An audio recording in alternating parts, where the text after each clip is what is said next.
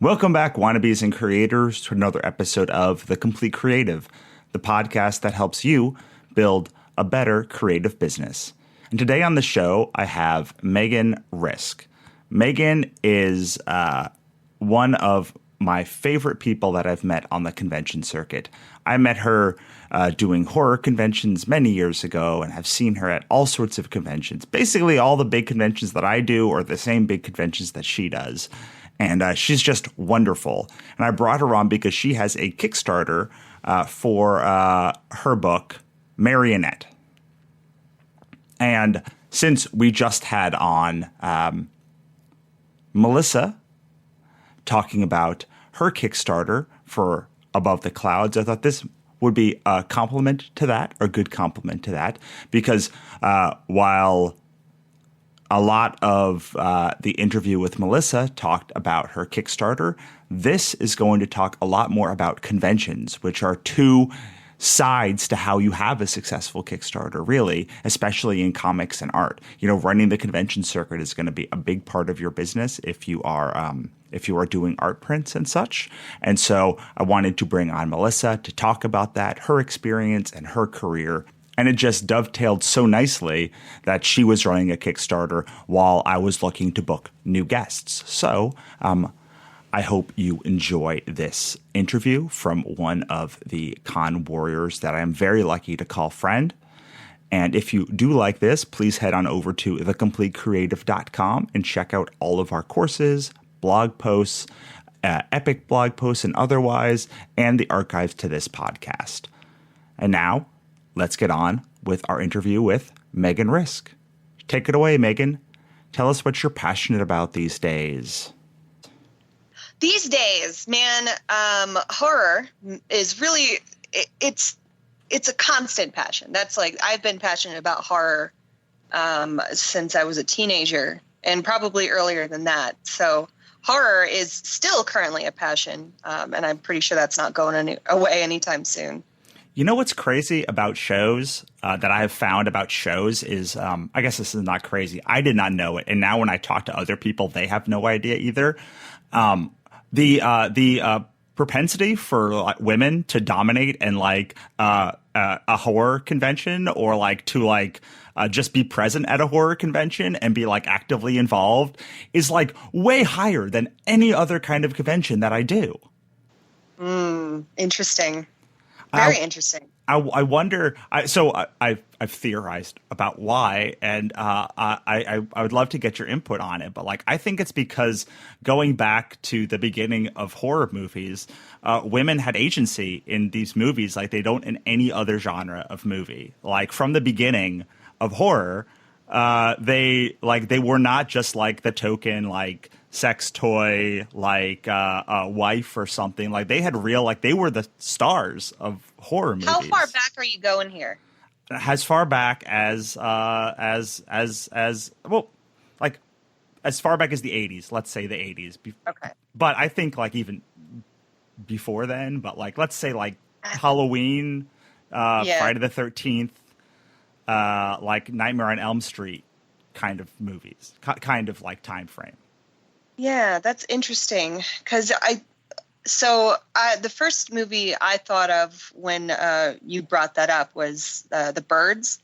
I was thinking of Tippi Hedren and her role in that movie and how she's trying to imagine her as someone who has agency. And she does for, I think, the most part of the movie. But I think that suffers still from the era, the way women are thought of, and especially women in television and in movies. She still has that like save me mindset, especially at the very end. And she is kind of the token beauty, you know, who doesn't do very much, does a little bit, kind of. I love the movie The Birds. I absolutely love it.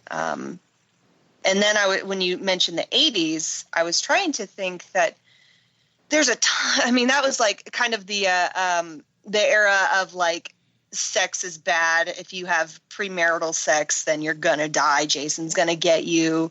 Freddy's going to get you. And so they seem still like tokens But I think for the most part, the women still, or the last person standing is still a woman usually. Especially, and you think of Hellraiser as well. Yeah, absolutely. I mean, when you're like the person who ends up killing the killer, or like winning, quote unquote winning in the end, at least in like the first movie, is generally a woman in horror. And when you look at literally any other genre, I mean, try to name a genre where you like the hero is not like the strapping man.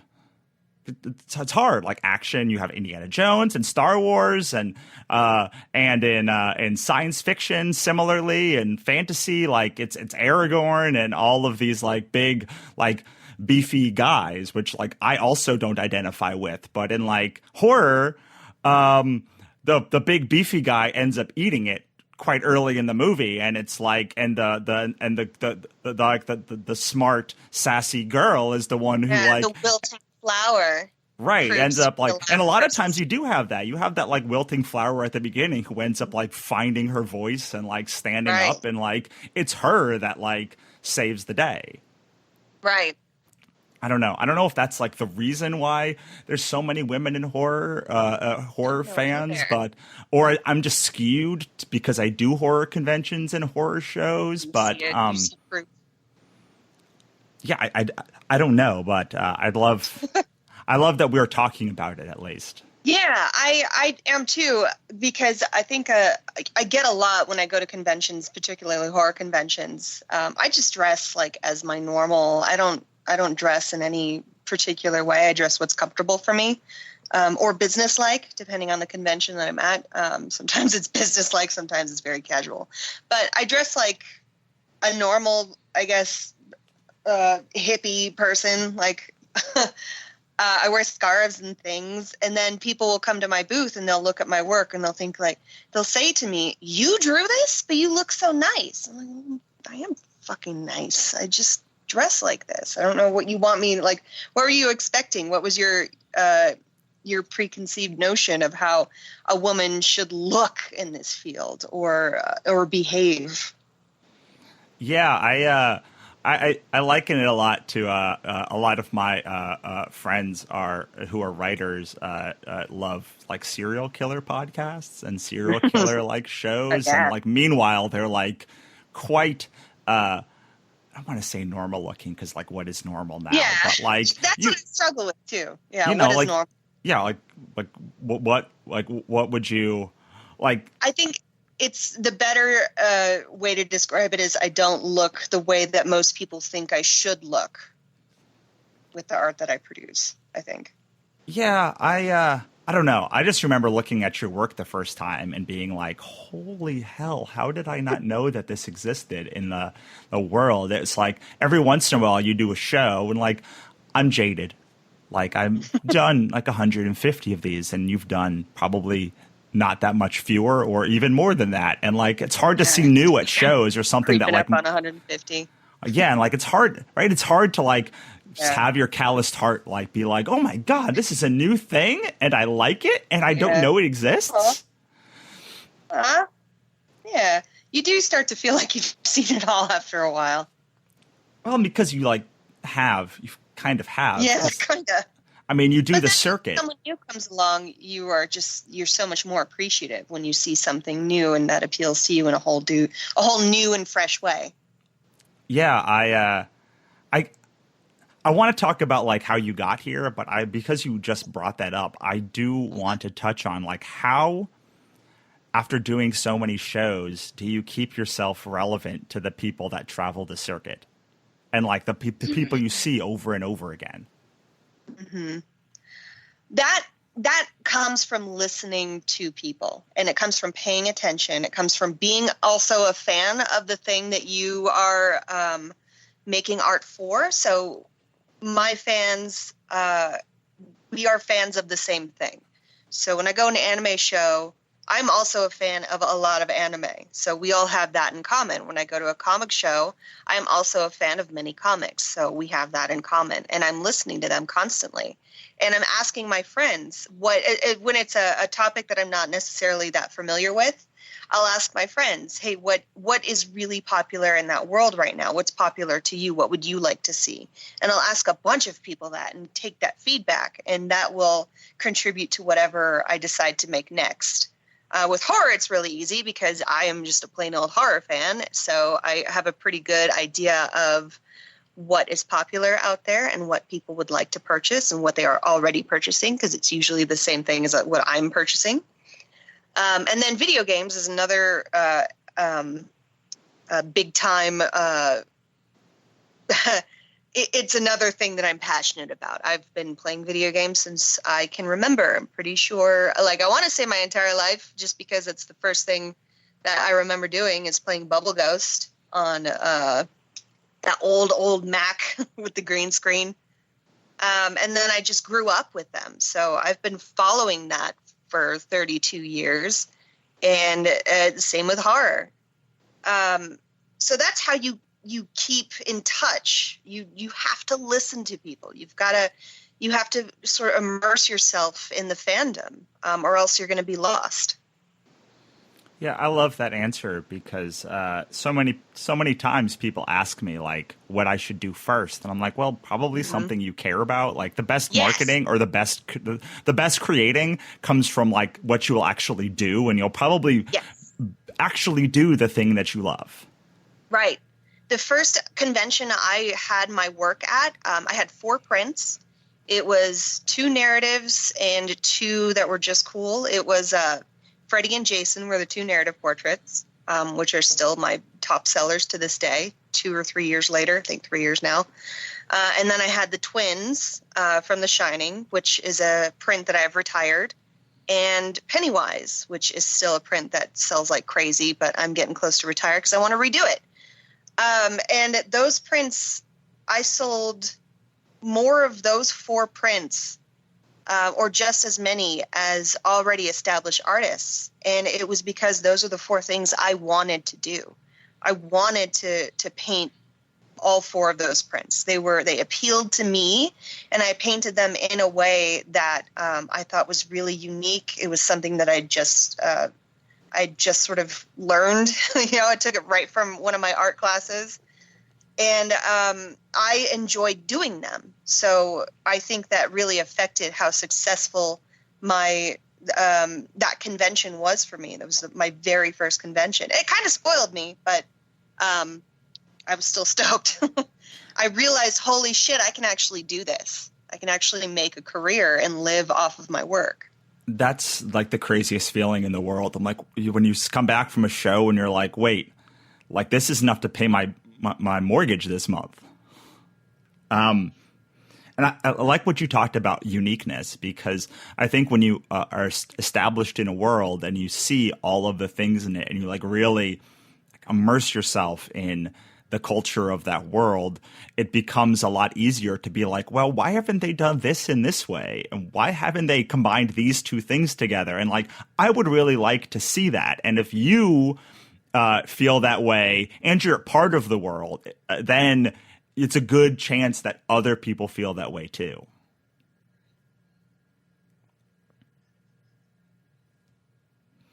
Yeah, but part of that trust, don't you think part of that trust comes from just being immersed in the world? Like I am like tangentially part of the horror community, but like I am very at home in comic conventions and fantasy and manga, because like those are like the 3 areas that I rotate in. And then I sometimes touch horror because Ichabod's horror and a lot of my stuff is dark fantasy.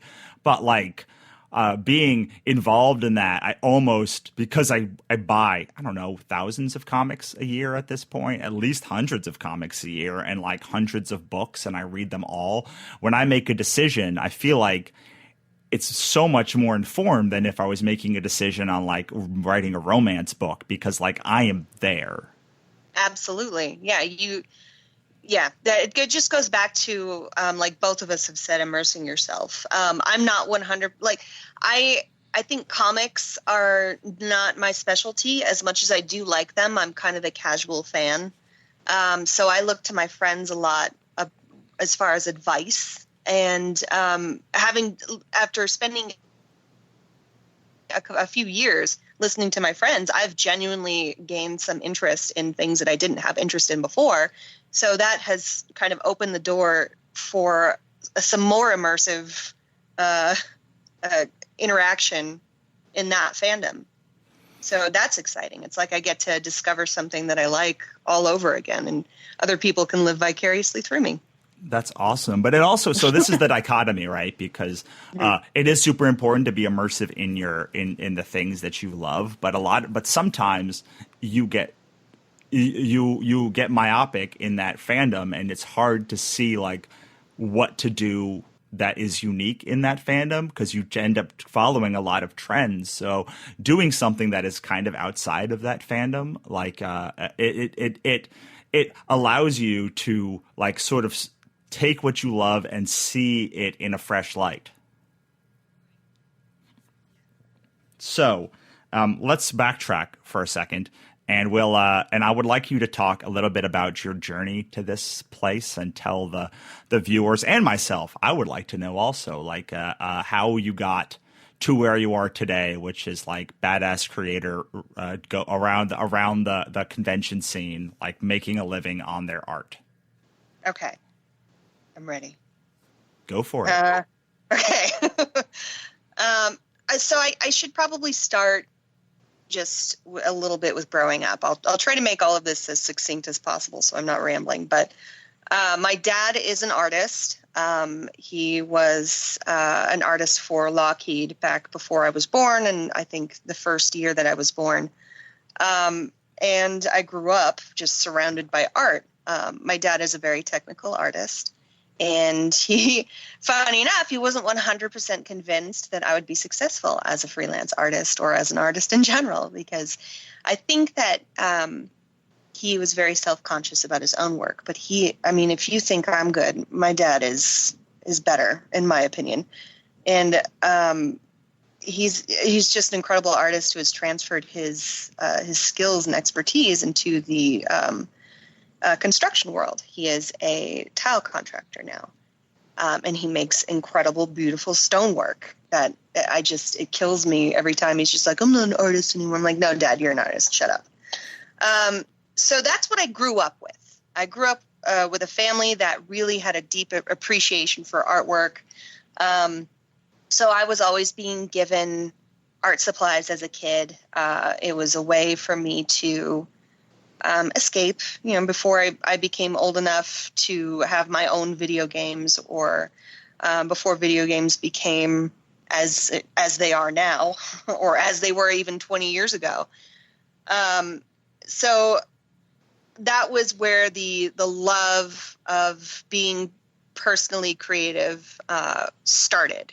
And then as I got older, I took my first art course in high school. I'd always been like doing crafty courses and art classes and stuff, but it was never like your high school art class where they're actually teaching you skills. And that's where I started to realize, hey, I'm like kind of good at this. And every time before that, I was making artwork in order to not be bullied. I was bullied very bad as a child. And when I started to draw, people started to change their attitude. I felt like I had some worth. As shitty as that sounds, that's just a fact. I started to feel like I had worth because people recognized that I could do something and they were impressed by it. And then high school just made the skills improve.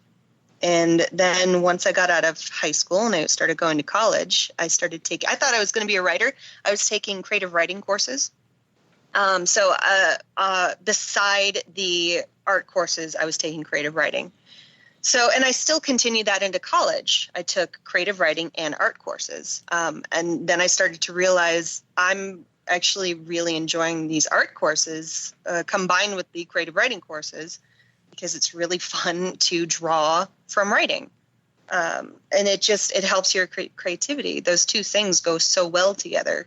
being able to draw and understanding creative writing and literature. It improves everything about both of those aspects. If you learn one and your specialty is the other one's going to improve the other.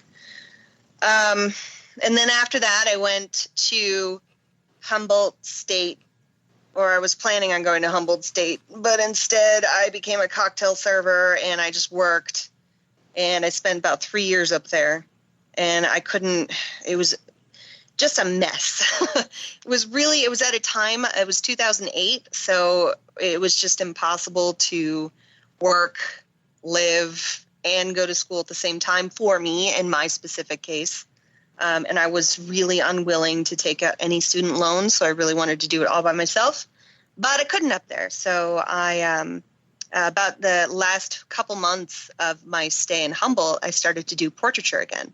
I hadn't drawn. I had a very long dry spell, and I did a portrait for a friend, and she loved it. And then everybody else that I was friends with was like, well, I want one too. So I just started doing portraits, and they started paying me for them. And then I left Humboldt, came back to Sacramento. I grew up in Cameron Park. I forgot to mention that. Came back to Sacramento, was planning on finishing up my AA and going to Sac State to get my bachelor's in art. I was a sushi chef at that time. I was no longer cocktailing. So that was, and I hated it.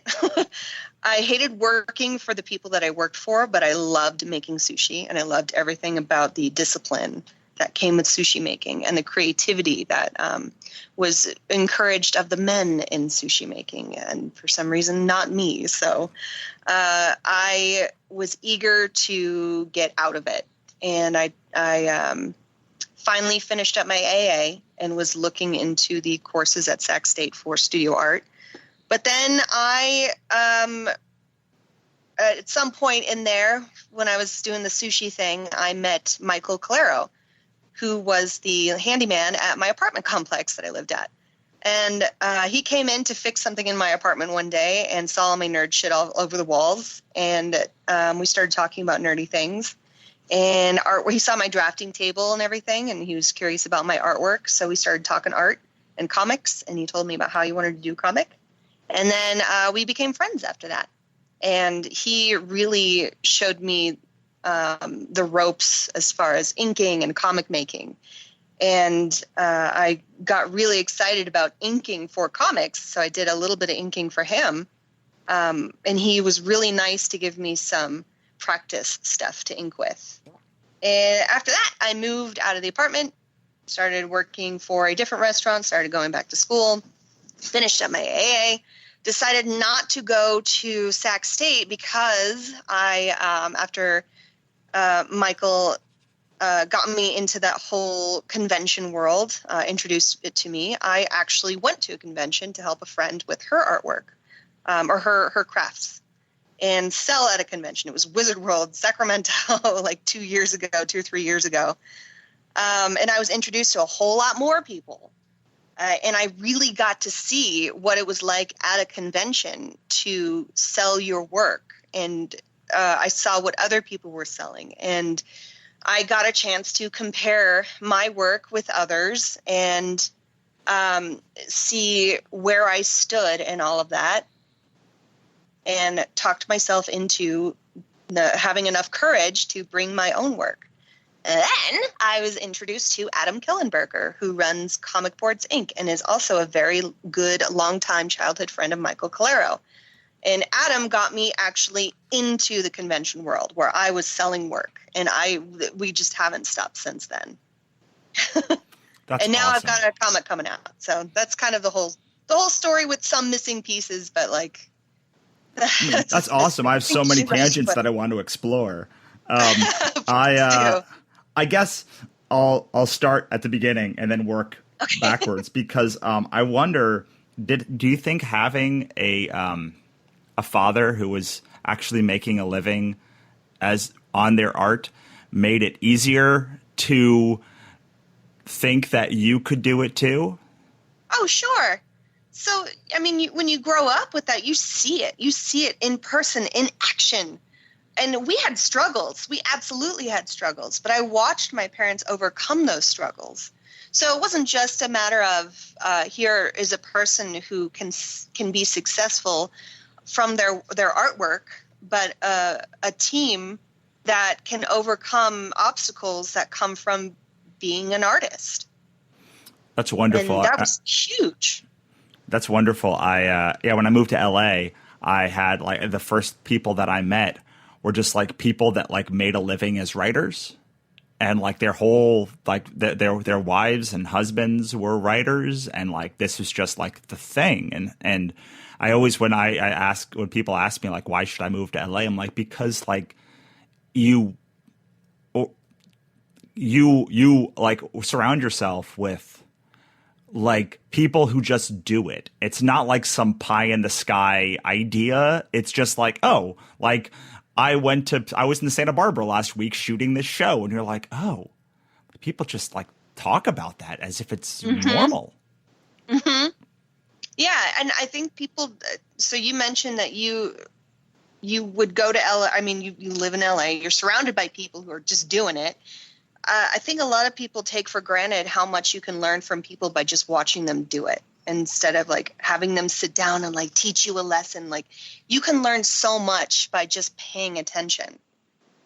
The lessons are good too, but just paying attention can be huge. Yeah, just showing up and like watching stuff. And that's why I like conventions, because like you're literally surrounded by people, like by definition, at least trying, but often succeeding at making a living doing the thing that you want to do. Like you walk into those halls, and yes, there are like those superstar rock star people, but there's a lot of just like journeymen who like are like, yeah, I think of like Ben Russell, who just kills conventions, and you're like, he's just like killing conventions, and like you never have heard of him probably, but like here he is flying all over the country doing these shows and like making a living, and he's been doing it for years, and there are tons of people like that too. Yeah, and the people who are not as successful are also what you can learn from them is equally valuable. Right there. I mean, I remember the first show that I went to, or the first show that I tabled at, people would come up and ask me questions, and I'm like, I'm not qualified. And then they were like, actually, you're very qualified, because like this is your first convention. Like I'm actually closer to you than I am to like how like Mike Mignola would get to conventions, because it's like, yeah. Obviously I know how Mike Mignola gets to conventions, but I have no idea how to like some no-name human just does their first thing. And like that is equally inspirational, because you're like, oh, like it's not just Mike Mignola here, or like name your favorite artist. It's like just random human who like just made a thing. And I think there's something really, really mind-blowing about like, oh, so you just made this and then like came here to sell it? Yeah, people, they have that reaction to me often. They're just like, so how do you make your prints? I'm like, I order them. They're like, oh, it's that easy. I just have them ordered. I have a printer that I order my prints from. I have to make them. I got to do the artwork. But as far as like getting the pieces and getting it there, I just order it. Right. Yeah. I was just talking last week because I just finished a Kickstarter, and like all the books came in, and like I've been lugging them around, and I'm like, God, if someone told me how much roadie work I would be doing as a professional writer, like nobody ever tells you that like half of it is like lugging boxes around. Oh, I tell people. Well, yes, I tell them now also. But when I was coming up, they were like, no one told us. I had that like Ernest Hemingway version of being a writer, which was like, oh, you're going to go and you're going to travel the world, and you're going to like write in all these exotic locations, and then like someone else will handle all of that. And I was like, where's the someone else? Like, when does the someone else come and like load my boxes for me into my car? Adam just pointed at himself. He's the someone else. He carries all my backpacks and all my snacks. That's nice. I end up doing it all myself, which is less nice.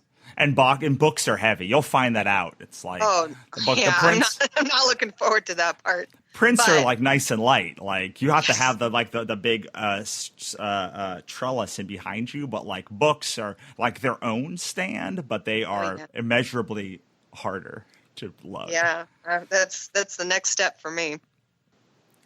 Yeah, it's I mean it's wonderful. Like I never got the art print part of it because like I'm not the artist. When I bring prints, they're like, "You drew this?" And I'm like, "No." And they're like, "Oh, bye." But Oh like yeah, that sucks. um It's so crappy. I mean, I understand that people really love to purchase directly from the artist, but there are times when the artist can't be there, or they're at a different show. They want to do both the shows at the same time, and they're just as deserving of the support. It's such a bummer.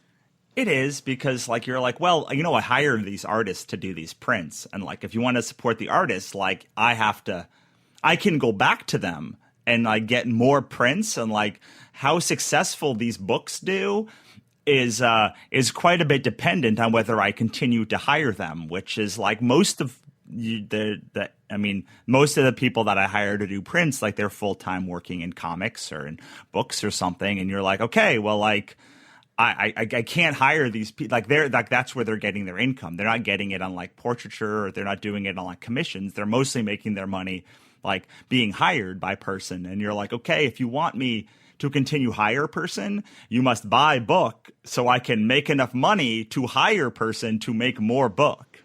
It's all connected. People just see what's in front of them, and I can't say I blame them. That's sort of the way we live. But it would be very very nice if more people understood the chain that happens when you purchase artwork from somebody, Yeah, even if that it's would not be the nice. artist. You know, I As kind of long thought as that person is an actual representative, not just stealing the work and selling it at shows.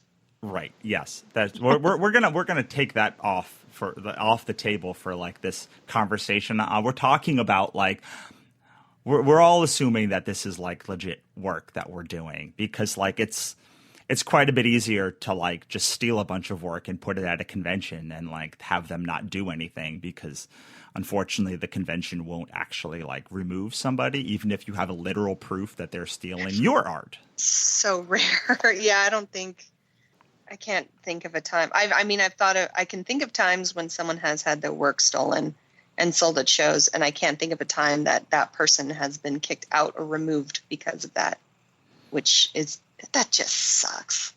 So I was at Phoenix Comic Con the first 2 years that I did it. We moved this past year, but the first 2 years I did it, across from me was this big booth.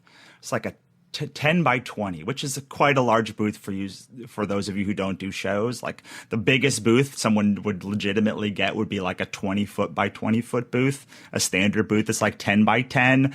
And like this was like in the vein of like the biggest booth that you get. And across the top of this booth, it said, "We will put anything, any picture you find on the internet on anything." And I was like, no. I was like, yeah, it was quite upsetting the first 2 years. And I would ask, I'd be like, could you, like, it's so blatant. Yeah. It's so blatant. Like they're literally saying, I will rip off any art and We will steal from anyone. And I went through 3 years. They were there. All 3 years that I did Phoenix Comic Con, including this year when I was moved, they're still there. Yeah, that's ridiculous. It's so irritating. We're not going back to Phoenix Comic Con. Yeah, there's a list of shows that like I think let's talk about conventions then. Let's not gripe about like one specific convention, but like how do you decide what shows to do? Let's go let's go past the how do you book a show and just assume like if you're wondering how to book a show, it's pretty easy. You go to convention scene or one of the other places, ConCon if that's still around, Connosaurus if it's still around. But basically you find the website and all of the websites have like a submission thing. Some of them are curated and some of them you just can buy a table and then like if the ones you can buy a table, you just literally buy the table and then you have the table. And that's literally as simple as it goes. There are some other ones that are curated or like that like are a little more complicated than that.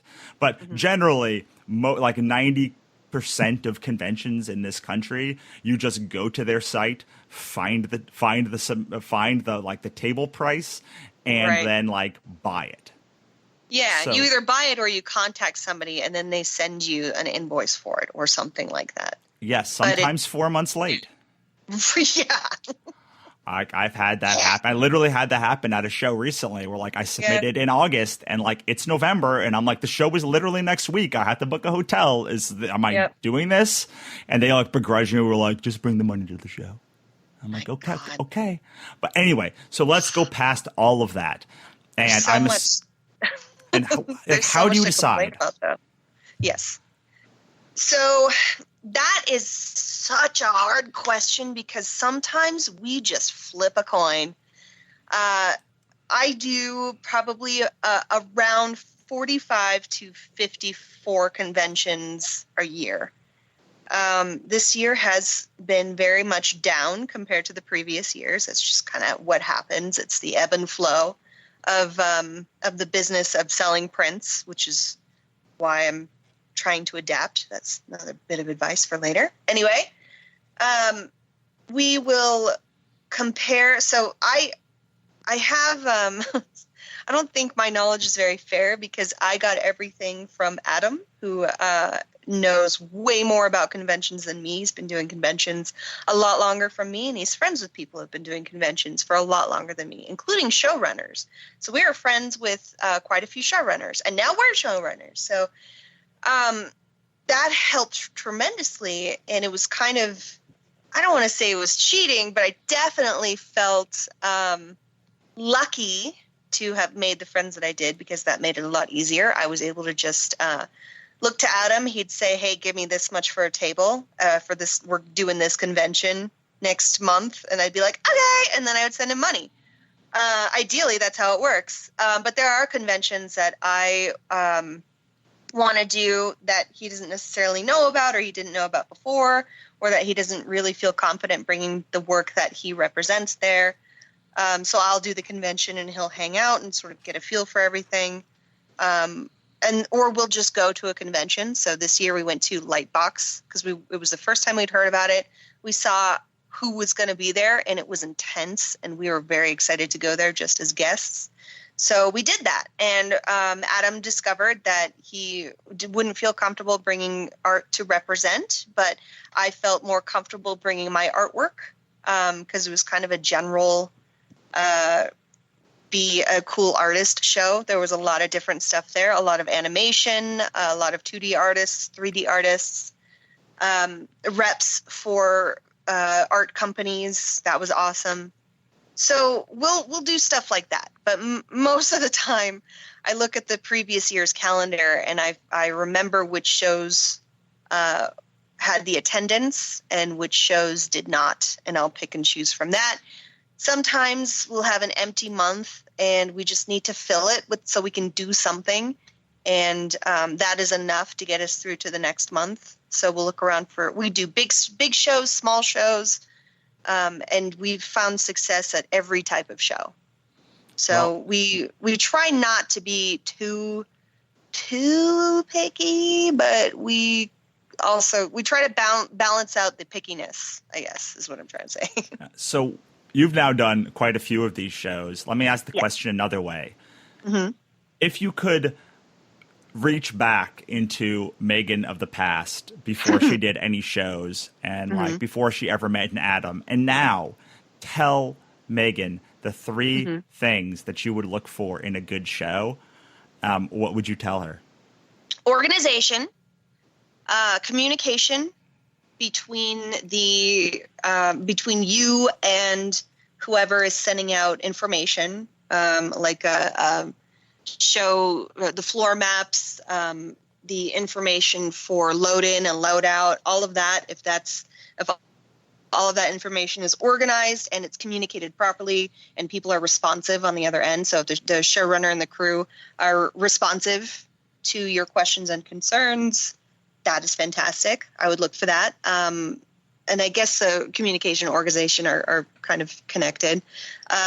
Good advertising. So if you see the show advertised anywhere, comic stores, flyers, restaurants, billboards, commercials, radio commercials, online. If you see that, then that is a very good sign.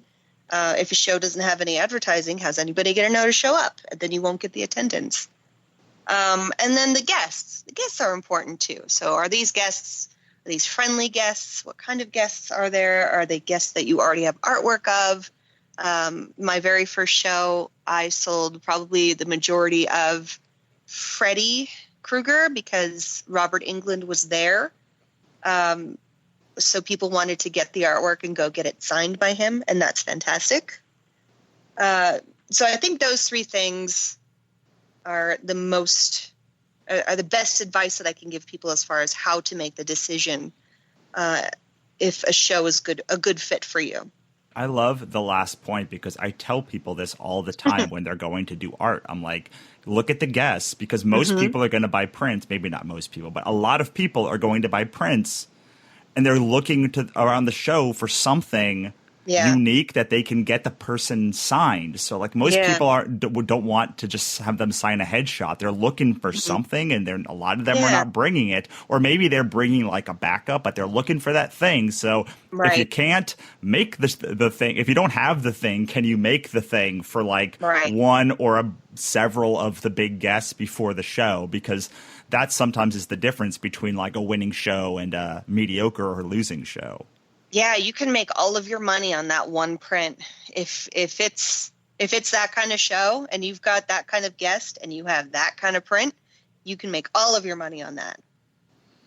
Yeah, absolutely. I will give people a super secret tip that I use, which is I never or rarely do a show in its second year, even if I did it the first year. Yeah. Because second year shows are rough. Yeah, the second year show is like the correction. I've done so many of these first year shows and they've been bananas. And then the second year, I'm like, it goes down to like a 10th. And then the third year, it either dies or it like comes back up to its level. But like a show's got to be real special at this point for me to do a show in its second year, because I've seen people push all of their marketing in year one and then just be like, well, now we're here, so bye. Oh, God, and that is so frustrating because you have to continue that marketing. You can't just let your success right off of that first year. You have to maintain the momentum.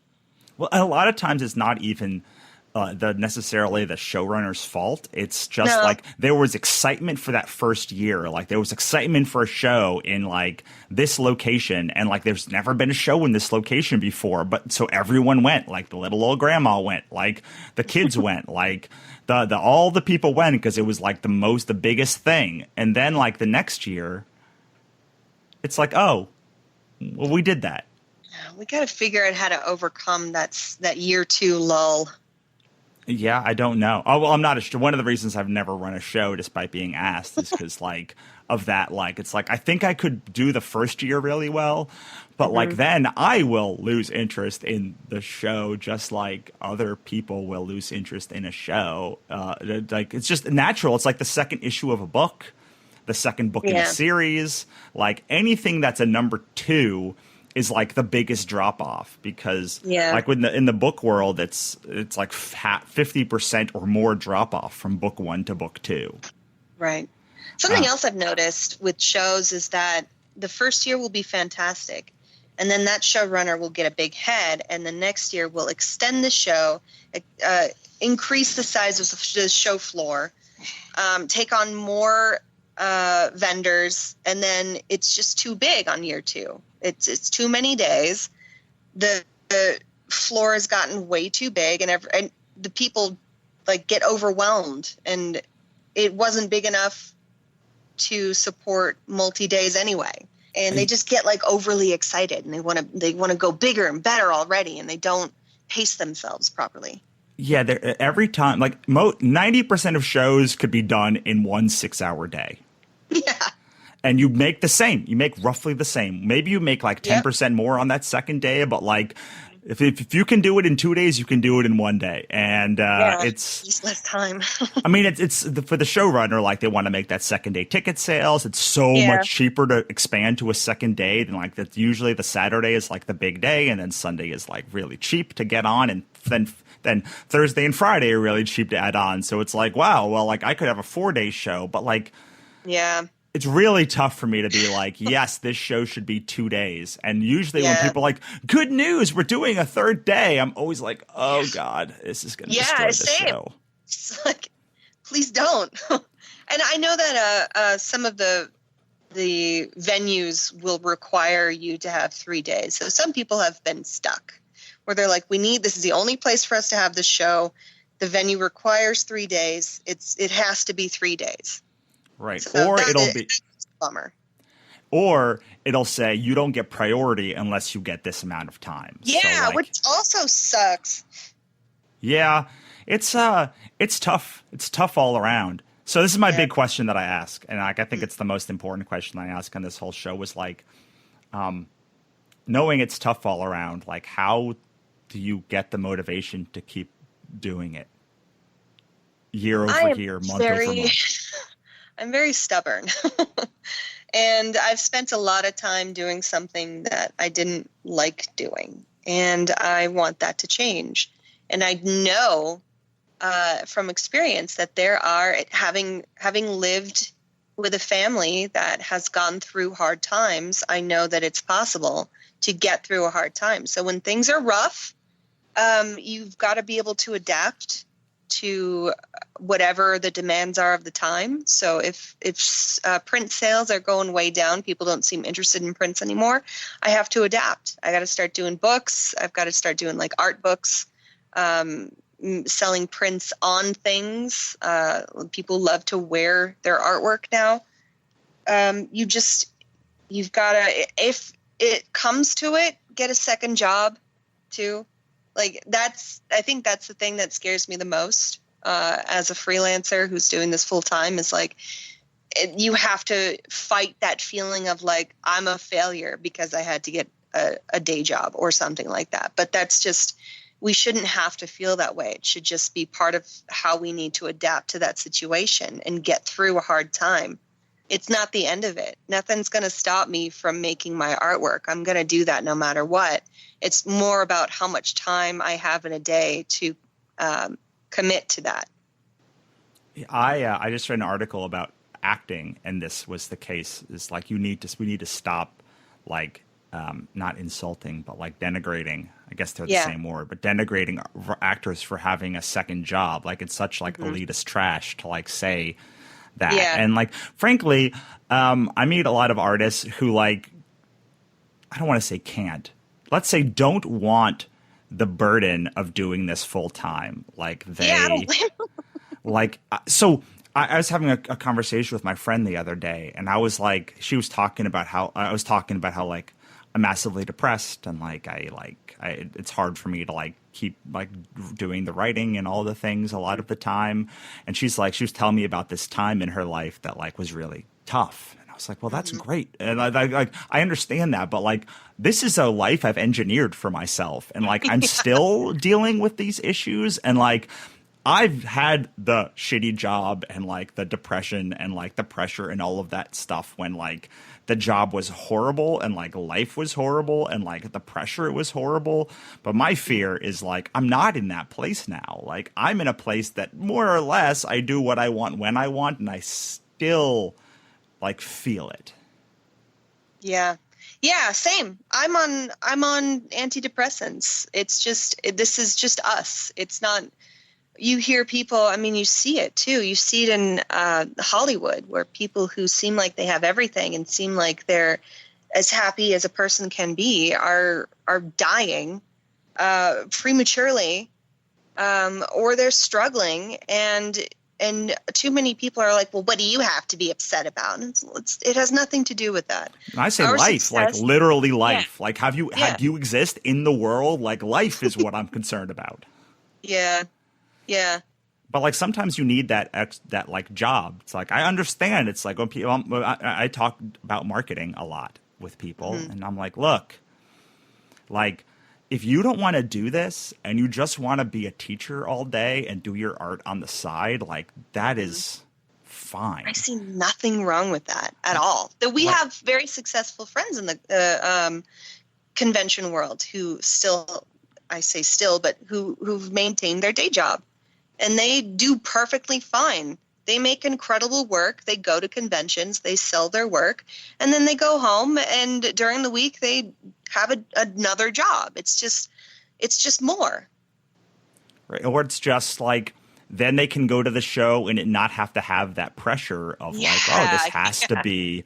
And I'm like, as a person who sometimes can do a show now where like there's no pressure, where it's like, oh my God, it's so much different, man. But it's so much different.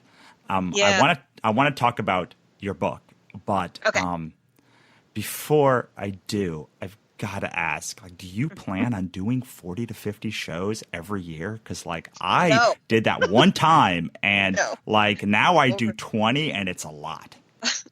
No, and I imagine as my career evolves, because I would like to do more writing and more contract work, that I will not be able to do as many shows. It was my strategy in the beginning was to get myself out there and visible as much as absolutely possible. And the shows were very profitable for me. So I was able to, it was just a bonus that it all worked out. But it was never a plan to do this many shows. I really have aspirations to do so many other things, especially more creative work that isn't just like pinups here and there. I'd really like to do covers. I would like to do more illustrations for books. That is really exciting to me. I plan on doing more things like Marionette, more illustrated short stories.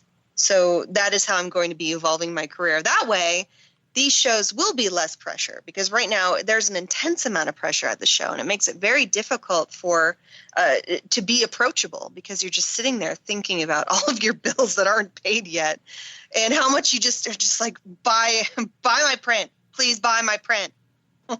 Yeah, I had 2 nervous breakdowns last year at Phoenix, not this year, but the previous last year, because like the money went half. I mean, half, it was half, and I was like, that's like a mortgage payment. That's like half is like more than a mortgage payment. Like, how am I gonna like survive in like half? And like, I knew this on like Friday. Like, there was just no way that I could get even close to the previous year. And I was like, I like how is this sustainable? I was like, I literally had like 2 breakdowns.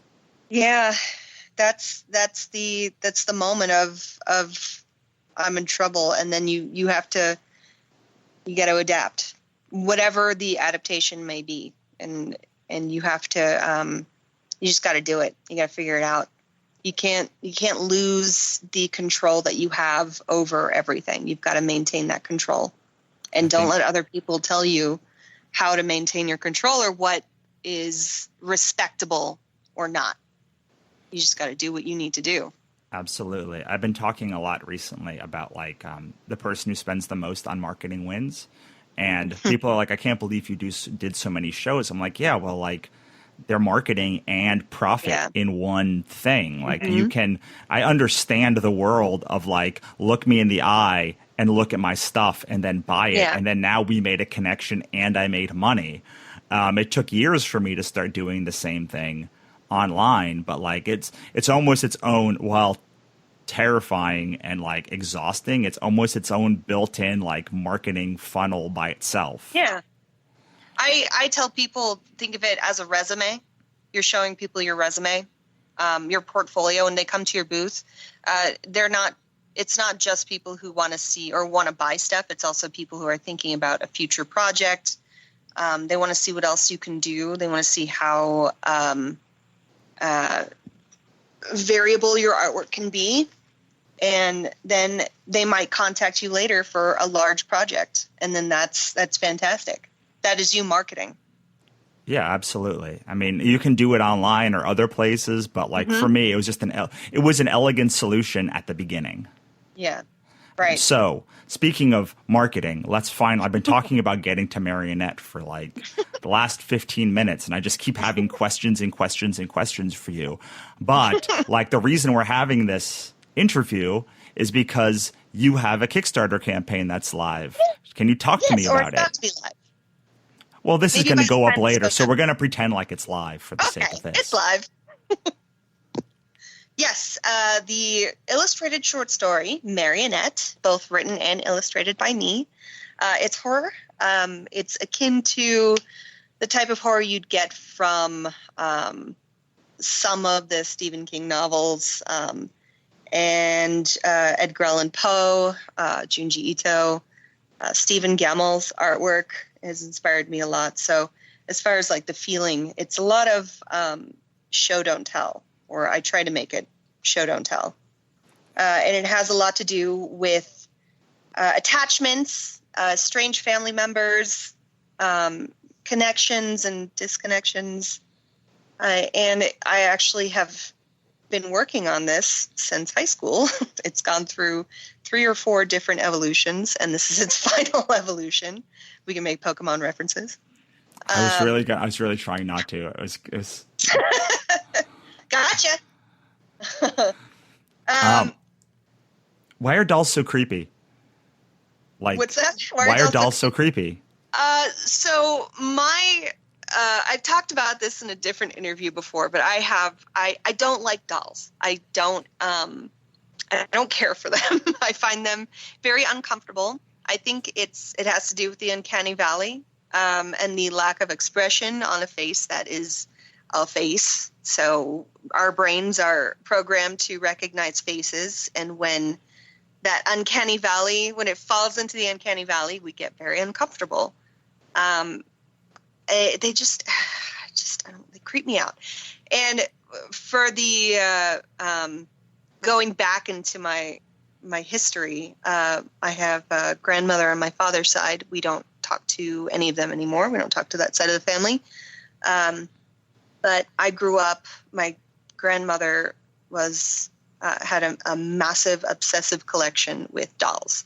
And there was a guest room where my memory is kind of fuzzy, but the memory that I'm left with is it just covered in everything had a doll on it. Like every surface had a doll on it. I remember there being one of those beams that go across the top of the room where you can like put things, and they were just dolls everywhere looking down at you in this guest room while I slept. And I didn't like it. And I didn't like, it was just a lot of negativity, a lot of bad energy. And it has left me with this feeling of discomfort for dolls and that sort of attachment to that kind of stuff. It's gross. That's fascinating. I have my own theory that I'm going to put on top of this. All right. Okay, so horror historically has been about something coming and attacking you from the outside. It's been external threats, right? Mm-hmm. Not all horror, but the large, vast majority of horror has been some external threat coming to you. But as we as a species have like gotten up, especially like first world countries have gone up the Maslow's hierarchy of needs, we've moved from these external threats that we fear. Like we no longer fear, well, hopefully some of us at least, no longer fear like the other nearly as much as we once did. What we fear are these internal things that are coming to hurt us, the internal dread of existence, of ennui, of families, and that's something that we love dearly, something that we're supposed to feel safe around, whether that's our home or a family member, like an orphan, or like a doll. Something that's inside of our house is coming, and that is what the true terror is now. That is perfect. That's a great explanation for Marionette. It's something that you should trust, something that is, it's supposed to put you at ease, but something inner is messing with your perception of that. It's the unreliable viewpoint. You don't know who in this is correct. And it messes with that's what I always loved about Edgar Allan Poe, because I think he was very good at that inner that inner fear that you're talking about. There's no outside other. It's all within a cask of Amontillado, Telltale Heart. Those people are unreliable. You don't trust the narrator by the end. You wonder what actually happened, what perception you would have had of whatever the narrator is angry with, and whether or not they're justified in their actions by the end. Right. And that's the type of thing that I'm exploring with Marionette. Yeah, and I've been diving into Lovecraft more and more and more with each year, and like that's his thing, right? It's like the true horror is like not even other people. It's like that the universe doesn't care about you, and like there's nothing there, and like you have to like the thing you're worried about is like the thing you should truly fear is like this existential like doom that's coming for you. Right. And am I a person? How do I know I'm a person? Right, exactly. Okay, so can I ask you a tough question? Please. Okay, so like there's 1,000 Kickstarters going, right? Like why should I care about your Kickstarter? Like what makes it unique from all of the other things that are bombarding mine and my audience's like eyeballs all day, every day? Well, I feel I have a really unique perspective or a unique presentation of horror. As I've said, I am a complete horror fanatic. It's more than just adrenaline rush. It's the exploration of your own psyche. And what fascinates me is what makes other people uncomfortable, what makes other people afraid. And I like to pinpoint that and see what happens and experiment with other people's fears. I have a trio of horror ladies that I call the Three Sisters. It's Hear No Evil, See No Evil, Speak No Evil, that have been sort of my flagship trio for a while. And when people approach that, they're like, this is terrifying and I love it and I need it in my house. And that is always the most fascinating reaction to me. Is like, it's terrifying, but I love it. That combination is so fascinating to me. I want to figure that out and I want to tap into that more, because if it's too scary, then people aren't going to be interested. They're not going to want anything to do with it. I don't think I'm ever going to get to that point. But if it makes you think enough and you want to explore that in yourself, that's my goal. I want you to think about what you're thinking about. Really consider how you feel about what's happening in this story or what you're seeing on the paper as far as artwork.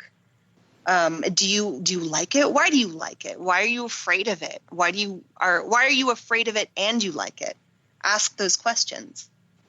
And I plan on continuing to ask those questions with the other work that I'm going to be putting out, the other books. I love it. I mean, that's I'm like, if I can say, that's so creepy. I love it. I must have it. Like, that's like the highest compliment. Like, aside from, I kind of hate you for how beautiful this is and that I didn't make it. Like, those are the top two compliments that I can give. All right. So, I have one more question, I think, and then we can wrap it up, which is how scared are you of doing something in a brand new medium and delivering it in a whole new way that you've never delivered it before? Oh, I would love to do that. That sounds like a wonderful challenge. I wouldn't be afraid of that. Yeah, so you're excited about this Kickstarter? Yes, very much. Afraid is not, I think, the right term. So if we're going to relate it to the Kickstarter, I'm very anxious. I am nervous. I am excited. I'm so excited to introduce this to the world, something that I've been working on for essentially almost 15 years, that has gone through so many different polishings and different coats of paint and different iterations. It's flipped so far from where it started. And I'm hopeful, and fear is not the right word for it. I would not say that would scare me. That's great. Most people say they're absolutely terrified, and that's the thing that they get. So, like, but based on the hour that we've just spent together, I'm not surprised that like you are not fearful and you're more like excited than anything, because jumping Yeah. into the unknown feels like a thing that you're very comfortable with. Right. Yeah, I think so. And at this level, yes. I'm ready to adapt. I'm ready to show people my writing as well as what I can do with my artwork.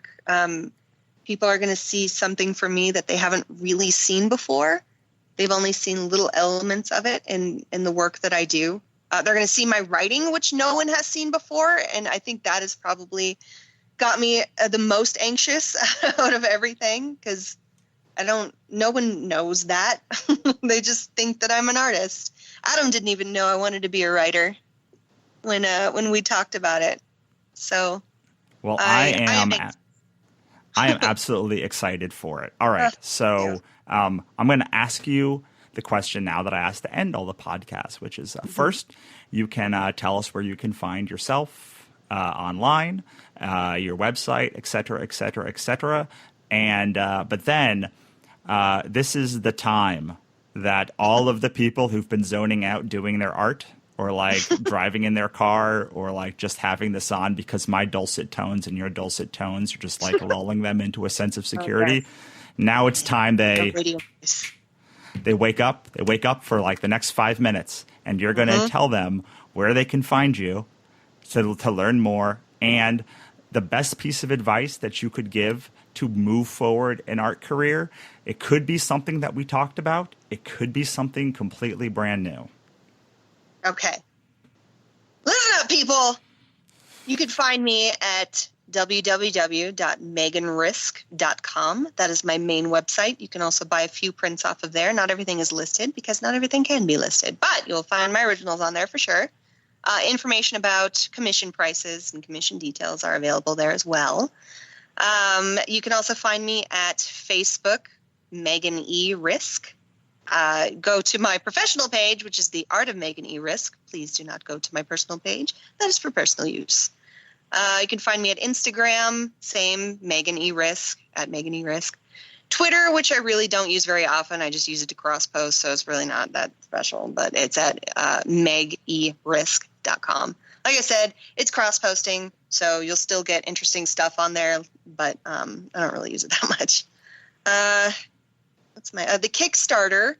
I'll have that listed on honestly everywhere. I've got it. The link to my Kickstarter is definitely going to be all over my Facebook page. That is really the best place to get information from what I'm doing next is Facebook. Instagram is second. Well, what was the other question? What are the other questions? Yeah, the question is, what is the best piece of advice that you would give somebody to move forward in their art career? It could be something. A fan. So the advice I'd give is to be a fan. If you want to move forward in your art career, be a fan of other people's artwork. I hear people so often who just crap on artwork because they're like, I could do that myself. It's not. That's not what it's about. It's not about what you can do yourself. And if you can, then fantastic. Maybe try that, but make it better.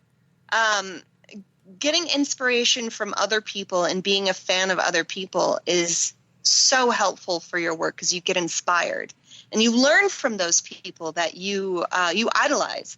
When you walk around as your own biggest fan and no one's ever going to be as good as you, and you've reached the peak of your creativity and your success, then you've already failed. So you will never improve if you have that mindset. Be a fan. Like other people. Support other people. Just enjoy things. It's okay. I cannot tell you how much I love that information. Thank you so much, Megan, for being here. I really appreciate it. You're welcome. Thanks for having me. So that was my interview with Megan Risk. I hope you enjoyed it. If you did, make sure to go hit her up and tell her how much you enjoyed it, and let her know how helpful that she was. And make sure to check out her Kickstarter, Marionette, which is on Kickstarter right now. And if you like this show, please let me know by leaving a review and subscribing. It really does help. Thank you so much, and we'll talk to you soon.